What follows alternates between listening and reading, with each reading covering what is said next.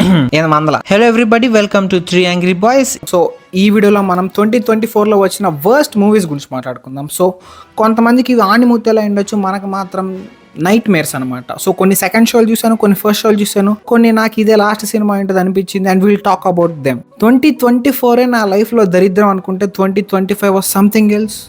So దానికోసం ఈ paper పడిపోయింది.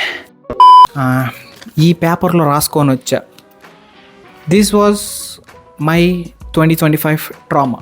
16 సినిమాలు ఉన్నాయి. So will talk about everything, వరుస పెట్టి మాట్లాడుకుందాం. So first on the list, కొత్త పండగకు వచ్చిన కొత్త పెళ్లి కొడుకు, game changer.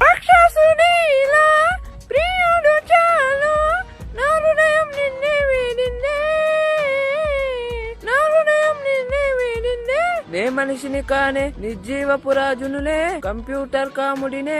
So game changer was like they are more predictable. వాళ్ళ ఫ్యూచర్ ని ప్రిడిక్ట్ చేశారు. ఎలారా అంటే వాళ్ళ సినిమా complete life time run collections ఏదైతే ఉందో అది day 1 లోనే చెప్పేశారు. And nobody can say that అది ఫ్లాప్ అయినా హిట్ అయినా ఎవరు దాన్ని ప్రిడిక్ట్ చేయలేరు. But they did. అండ్ అంతా పక్కన పెట్టేస్తే సినిమా వాజ్ బ్రో నమ్మరు. కాలేజ్లో సంక్రాంతి సెలబ్రేషన్స్ అయిపోయి డైరెక్ట్ అటు నుంచి అంటే ఆ వైబ్, ఆ ఊపులో సంక్రాంతి అని వెళ్ళా. No, complete disappointment. మా పక్క స్క్రీన్లోనే సంక్రాంతికి వస్తున్నావు రారా రారా అనింది. But I choose game changer. నాకు బాగా నచ్చింది. ఐ ఆమ్ అన్ప్రెడిక్టబుల్ అంటారు చూడండి, అవన్నీ నచ్చాయి. గేమ్ చేంజర్ నుంచి వచ్చిన ప్రతి ఒక్కటి నచ్చింది. But cinema was completely disappointing.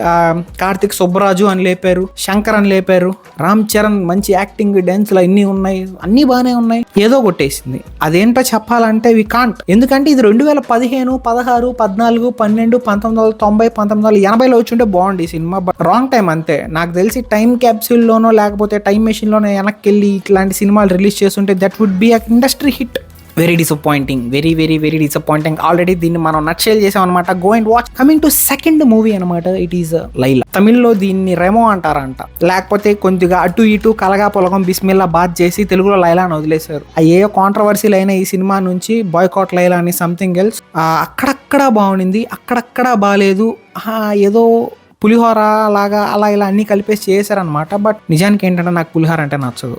That's how I didn't like Laila. దీన్ని నచ్చలు కూడా చేసాం. Go and watch. లైలా గురించి మనకు అంత కంప్లైంట్స్ లేవు, ఎందుకంటే I know already it's end of the day ఎవరి సినిమానో మీకు తెలుసు. We know what we can expect. కానీ హిట్ తర్వాత విశ్వక్ సేన్ మీద నాకు చాలా ఎక్స్పెక్టేషన్స్ ఉన్నాయి. But Laila was very much disappointing. And coming to the third thing, ఇక్కడ నుంచి ఆర్డర్ మారిపోయింది సినిమాలు నేను రాసుకున్న ఆర్డర్. బికాస్ ఈ సినిమా తర్వాత నాకు తెలిసి 2025లో ఎంతకంటే బిగ్గెస్ట్ డిసప్పాయింట్మెంట్ ఇంకేం ఉండదు. హరిహర వీరమల్లు. సర్కాస్టిక్ సాయి బ్రో ఉన్నాడు కదా, తనతో పాటు ప్రీమియర్కి వెళ్ళాను అనమాట. తను 20 నిమిషాలు ముందు వెళ్ళిపోయాడు, నేను 15 నిమిషాలు ముందు వెళ్ళిపోయా. సినిమా మధ్యలో లాస్ట్ క్లైమాక్స్ మా ఫ్రెండ్స్ ఇద్దరు ధైర్యంగా గుండె బండరాయి చేసుకొని మరీ చూశారు క్లైమాక్స్. ఆ క్లైమాక్స్ ఓటీటీలో కూడా లేదు. సో ఇప్పుడు దాన్ని ఎక్కడ చూడాలి, నేను ఏడుందని చూడాలి క్లైమాక్స్. అది సుడిగుండం వస్తుందంట. బ్రో హరిహర వీరమల్లో చెప్తున్నా కదా, this will be a biggest drama. దయచేసి చూడకండి. చాలా చాలా లేపారు ఈ సినిమాని. అప్పుడెప్పుడో నేను పుట్టక ముందు స్టార్ట్ అయిన సినిమా.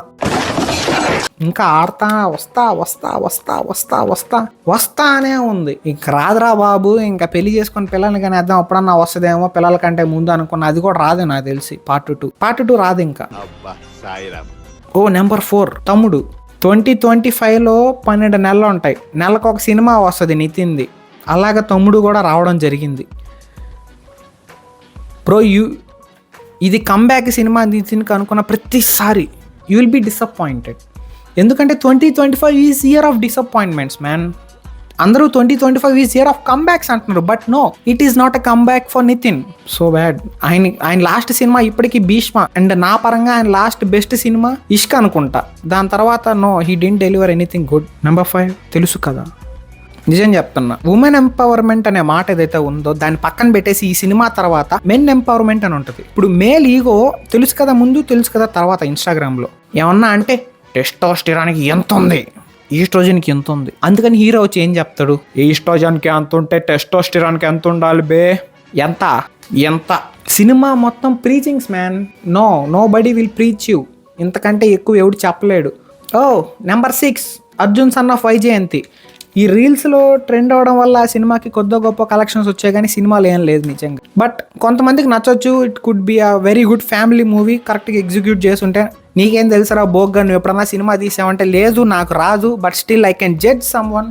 చిన్నప్పటి నుంచి చూస్తూ పెరిగాను ఇలాంటి సినిమాలన్నీ. సో ఐ కెన్, నాకు ఒక టేస్ట్ అనేది ఉంటుంది. ఐ కెన్ సే యా ఏంద్రా చెమట బాస్తుంది ఎంత ఫ్యాన్లా. అది ఈ సినిమాలన్నీ తలుచుకుంటే చెమటలు ఎక్కేస్తున్నాయి నాకు ఫ్యాన్ వేసుకున్నా కూడా. ఓహో number 7, this is my lucky number. But ఇది 60 సినిమా, తగ్ లైఫ్. వాడు వదిలేడరా నాయన పోస్టర్లు, ఏందదే మోషన్ పోస్టర్లు అని చెప్పి టీజర్లు ట్రైలర్లు అన్ని వదిలితే ఏదో జపనీస్ యాక్టర్లో కమల్ హాసన్ వచ్చి అంటాడు, ఏదో 7th సెన్స్ స్టైల్లో ఉంటుంది తగ్ లైఫ్ అది ఇది అని అనుకున్నా. ఈ సినిమా అన్ని బోర్డర్లు క్రాస్ చేసింది. కమల్ హాసన్ అప్పుడు ఎప్పుడో విశ్వరూపం 2లో అనుకుంటా, ఎవరో ఆండ్రియానా ఆవిడ పేరు నాకు సరిగ్గా గుర్తులేదు, ముద్దు పెట్టాడని చెప్పి పెద్ద సెన్సేషన్ అయింది అప్పట్లో, పెద్ద టాక్ ఆఫ్ ద టౌన్లో నిలిచింది. And it was repeated again. ఒక 70 ఏళ్ళ పండు ముసలోడు క్యారెక్టర్లో కూడా అదే, ఒకవేళ క్యారెక్టర్లో 20-30 ఏళ్ళోడు అని చెప్పి చేపించున్నా ఓకే, మన తెలుగు హీరో సీనియర్ హీరో సినిమాలాగా 40 ఏళ్ళే మా ఓడికి 30 ఏళ్ళే మా ఓడికి అని. బట్ నో, నైస్గా తెల్ల ఎంటుకలు బాగా కనిపిస్తూ ఉంటాయి. But still bro kisses hugs to romancing. తాత నాకు 24 ఏళ్ళే తాత, ఇంకా హ్యావ్ డన్ ఎనీథింగ్, నేను ఇంకా ఏం చేయలేదు. But you have seen everything in your life. చచ్చిపోతాడు అనుకున్న ప్రతిసారి నన్ను డిసప్పాయింట్ చేసాడు ఈ సినిమాలో కమల్ హాసన్. బ్రో నువ్వేమన్నా అండర్టేకరా బ్రో, ఆ సినిమాలో అన్నిసార్లు బతికి సస్తా ఉంటావు. వద్దు, ఈ సినిమా గురించి తక్కువ మాట్లాడుకుందాం. Coming to number 8, this is also another around సినిమా, బట్ మోస్ట్ యాంటిసిపేటెడ్, పక్కా హిట్ అవుద్దురా అనుకుని సినిమాకి వెళ్ళా డే 1 మా నాన్నతో. అది కూడా బికాస్ మా నాన్న అప్పుడంతా రజనీకాంత్ సినిమాలు చూస్తూ పెరిగాడు అనమాట. అండ్ మేము కూడా రజనీకాంత్ సినిమా చూస్తున్న మా నాన్న చూస్తూ పెరిగాం. అది పక్కన పెట్టేద్దాం. కూలీ పవర్ హౌస్ పాట, టీజర్, ట్రైలర్ అంత ఒక్కొక్క మెట్టు మెట్టు మెట్టు మెట్టు మెట్టు పేర్చుకుంటా పోయారు సినిమాలో. ఎలా అంటే ఇట్ వాజ్ లైక్ ఆ స్నేక్ అండ్ ల్యాడర్స్లో 99 దాకా నీట్గా వచ్చేస్తారు 4-5 స్టెప్స్లో. కానీ ఆ లాస్ట్ స్టెప్ గుడే వేస్తుంది. సో అలాంటి స్టెప్పే ఈ కూలీ. ఎంత యాంటిసిపేషన్ పెట్టుకొని వెళ్ళినా కూడా నువ్వు ఖచ్చితంగా డిసప్పాయింట్ అవుతావు రజనీకాంత్ సినిమాని అని నిరూపించింది ఇది. కొంతమందికి నచ్చొచ్చు బికాస్ రజనీకాంత్ నడిచేస్తే మాకు సినిమా అనుకుంటే కొంతమంది ఉంటారు. అండ్ ఎలాగైతే తెలుగులో ఉన్నారో మా హీరో మాకు కనిపిస్తే చాలు, మా హీరో తొడగొడితే చాలు, మా హీరో పిర్రగిలితే చాలు, విల్ సీ అలా అనుకుంటేనే నచ్చుతాయి ఇలాంటి సినిమాలన్నీ. గొర్రెలకే నచ్చుతాయి. బట్ కూలీ వాజ్ ఎంటర్టైనింగ్, అంటే ఎంటర్టైనింగ్ అంతే. ఆ 3 గంటలు కూర్చొని చూశాను, ఓకే ప్రాబ్లం లేదు అనిపించింది. ఇంకేం లేదు కూలీలో. అంటే చెప్పుకోదగ్గ 1000 కోట్లు రావాలి ఈ సినిమాకి అనుకున్నా, బట్ తర్వాత వేస్ట్ అనిపించింది. 500 కోట్లు కూడా ఎందుకు వచ్చారా అనిపించింది. నెంబర్ 9, బాత్రూంలో నుంచి బయటకు వచ్చిన బాలీవుడ్డోడు కక్కిన సినిమా వైఆర్ఎఫ్ వార్ 2. ఈ సినిమాని అసలు ఈ సినిమా ఫస్ట్ నాశనం అవడానికి కారణం కొంతమంది స్పీచ్లు చెప్పిన వాళ్ళు. 2 ఫ్లాప్స్ వస్తే ఉంటాడా యువ అని, 4 వచ్చాయి ఇక్కడే ఉన్నా, 40 వచ్చినా కూడా ఇక్కడే ఉంటా.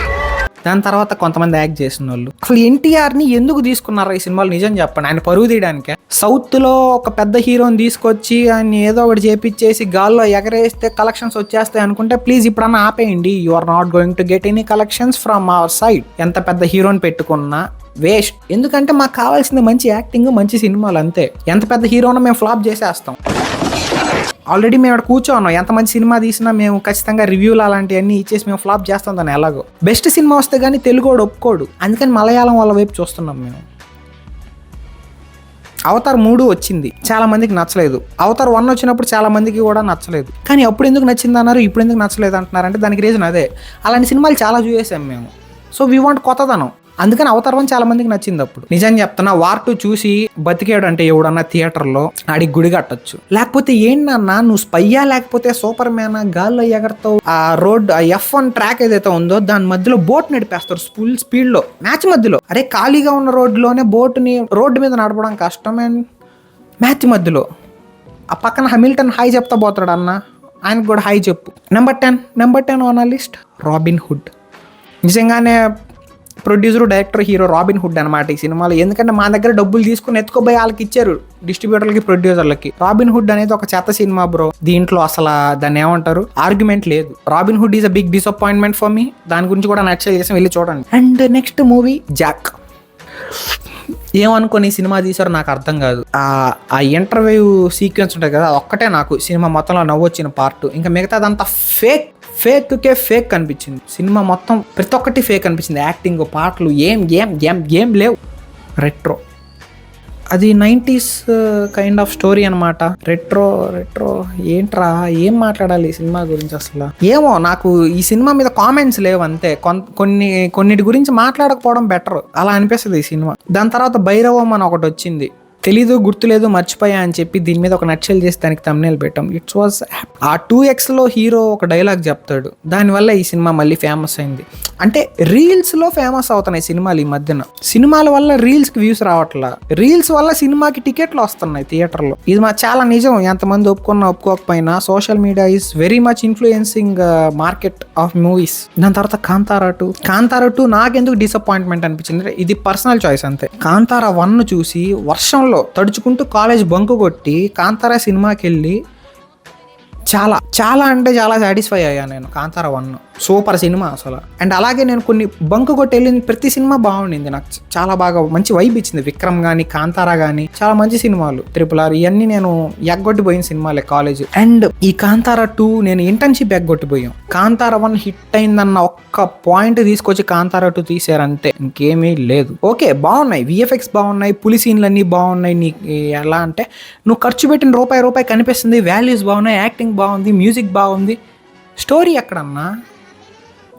నువ్వు లాస్ట్లో ఒక్క పాట పెట్టడానికి నువ్వు సినిమా అంతా తీసావు, ఏం లేదు. Cinema is like commercial cinema ఒక రకంగా. ఇది కంప్లీట్ కమర్షియల్ సినిమా. ఒక కమర్షియల్ సినిమాకి ఏమేం కావాలో అవన్నీ ఉన్నాయి. బికాజ్ ఇండియా అంతా వర్క్ అవ్వాలి కాబట్టి కమర్షియల్ సినిమా చేశారు అంతే కాంతారా 2ని. బట్ దీనిలో తక్కువ ఏదన్నా ఉందంటే ఆ స్టోరీ ఒకటే, మిగతాదంతా కరెక్ట్గా ఎగ్జిక్యూట్ అయింది. వాళ్ళు రాసుకున్నట్టు బాగానే పెట్టారు, ఎఫర్ట్స్ బాగా కనిపించే. కానీ Kantara 2 was disappointing for me because Kantara 1 నన్ను ఎక్కడికో తీసుకుపోయి పెట్టింది, ఆడ కూర్చోబెట్టింది నన్ను పైన. అరే ఇంకా ఇలాంటి సినిమాలే వస్తాయిరా కన్నడ ఇండస్ట్రీ నుంచి అన్నట్టు చెప్పింది. బట్ తిప్పి కొడితే మళ్ళీ ఆ దర్శన్ లాంటి సినిమాలు తీయడం స్టార్ట్ చేశారు. నెక్స్ట్ మాస్ జాతర ఇంకొద్దండి please. I was so much devastated. ఇలాంటి సినిమాలని నేను డబ్బులు ఖర్చు పెట్టుకొని థియేటర్లో చూసా, కొన్ని OTTలో చూసా. అలాగా పైరసీని ఎంకరేజ్ చేయొద్దురా అనిపించిన ప్రతిసారి ఇలాంటి సినిమాలు చూశాక ఓకే కమాన్ నువ్వు సినిమాలు మొత్తం స్నాప్లో పెట్టే నేను చూసేస్తా అనే ఆ స్టేజ్కి వచ్చేసాం అనమాట ఇప్పుడు. అందువల్లే కదా ఐబొమ్మ ఇలాంటివన్నీ లేస్తున్నాయి. అందుకే కదా అందరూ అటు సైడ్ మొహాలు చూపించుకొని అటు చూసేస్తున్నారు. అన్ని అట్ నైస్గా ఓపెన్ చేసుకొని చూసేస్తున్నారు ఇలాంటి సినిమాలు అన్నింటినీ. ఎందుకు పెట్టాలి 300 రూపాయల టికెట్? నేను అంతే. నువ్వు ఒక పెద్ద హీరో సినిమా అని చెప్పి ఒక ఎలా అంటే ఒక యావరేజ్ సినిమా, చాలా అంటే ఏముండదు ఆ సినిమాలో. హీరో వస్తాడు, కొడతాడు, నరికేస్తాడు, చంపేస్తాడు, ఒక్క స్వాగ్ డైలాగ్ చెప్తాడు అంతే. బట్టలు చింపేసుకుంటారు, 350 400 టికెట్ పెట్టినా చూస్తారు. అంత డంబా. మనం కొద్దిగా ఎడ్యుకేట్ అవుదాం, మంచి సినిమాలు చూద్దాం. మంచి సినిమాలు చూస్తేనే, ఇలాంటివి మాట్లాడితేనే కదా మనోళ్ళు కూడా మంచి సినిమాలు తీస్తారు. వాళ్ళకి ఒక మంచి ఉంటుంది. ఇప్పుడు మొన్న రీసెంట్గా రాంబాయ్ అదేదో మంచి సినిమా వచ్చింది, పేరు గుర్తులేదు కానీ సినిమా సూపర్గా ఉంది. ఇలాంటి ఎంకరేజ్ చేస్తారు కదా. చిన్న సినిమా 1 కోటి 2 కోట్లలో తీసిన సినిమా కూడా మంచి ఇది వస్తుంది. ఫర్ ఎగ్జాంపుల్ అది మౌలి సినిమా ఏంటంటే లిటిల్ హార్ట్స్, సూపర్ సినిమా. 5-6 సార్లు చూసాను నేను, అదిరిపోయింది అసలు. OTTలో మా నాన్నకు చూపించా కూర్చోబెట్టి. ఓకే, లవ్ మ్యారేజ్ అంటే చెప్తా కొడుతున్నాడు, అది వేరే విషయం. కమింగ్ టు లాస్ట్ 2 సినిమాలు. నెంబర్ 16 అఖండ 2.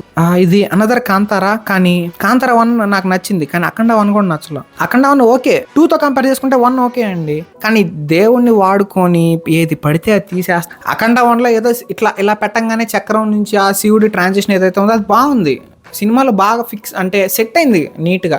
సో దాన్ని వాడేసుకొని ఇది బాగా హిట్ అయిందని చెప్పి మీరు 2లో హనుమంతుడిని తీసుకురావడం, ఊరికి అంటే దేవుడి రెఫరెన్స్లు. ఓకే, సనాతన ధర్మం గురించి చెప్తున్నారు, అంతవరకు ఓకే. ఒక మంచి మెసేజే ఇద్దాం అనుకుంటున్నారు. టెర్రరిస్ట్ అటాక్ల గురించి మాట్లాడాలనుకున్నారు. చాలా తెలియని మెసేజ్ చాలా ఇచ్చారు, తెలుసో తెలియకో. కానీ అది ఎగ్జిక్యూట్ అవ్వడం వర్స్ట్. మళ్ళీ చెప్తున్నా, బాలకృష్ణ గారు ఓకే మంచి హీరోనే, మాస్ హీరోనే, తనకు మంచి ఇది ఉంది, మార్కెట్ ఉంది.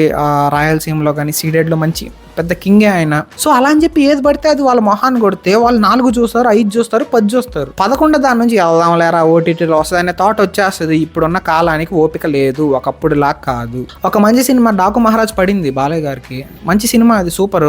సో అలాంటి సినిమా ఎక్స్పెక్ట్ చేస్తాం మేము మళ్ళీ. We are not expecting anything except Daaku Maharaaj for Balayya again. And last movie మర్చిపోయా, ఇది లిస్ట్లో రాసుకోలేదు కానీ టక్కన గుర్తొచ్చింది, మట్కా. సో ఓకే, నేను వెళ్ళి గుట్కా తినొస్తాను. Emotional, damn it! మా వీడియోలలో కూడా చాలా దరిద్రాలు ఉన్నాయి, చాలా లోపాలు ఉన్నాయి. 2026లో దాన్ని మేము ఇంప్రూవ్ చేసుకుంటాం. Will get better. మంచి కాంటెంట్ ఏదైనా ట్రై చేస్తాం. సెటప్ అంతా మార్చేద్దాం మెల్లగా. ఎందుకంటే వీ హ్యావ్ నో మనీ. సబ్స్క్రైబ్లు అవన్నీ ఉన్నాయి కదా, అన్నీ నొక్కండి. కింద ఏది కనిపిస్తే అన్నీ నొక్కేయండి. ఎక్సెప్ట్ దట్ రిపోర్ట్లు అలాంటివి చేయకండి ప్లీజ్. ఓకేనా?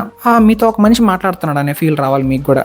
మీరు ఒంటరోళ్ళు కాదు, నేనున్నా మీకోసం. So with this thanks for everything for 2025. 2026 అందరికీ మంచి సంవత్సరం కావాలని కోరుకుంటున్నాం. 2026లో మంచి సినిమాలు రావాలి. 2025లో ఫ్లాపులు చూసిన ప్రతి ఒక్కడు హిట్లు చూడాలి. అది హీరో కానీ, డైరెక్టర్ కానీ, ఎవరైనా కానీ. That's it. Happy new year. ఒకవేళ మీరు న్యూ ఇయర్ లో చూస్తున్నారంటే మళ్ళీ చెప్తున్నా, బాయ్.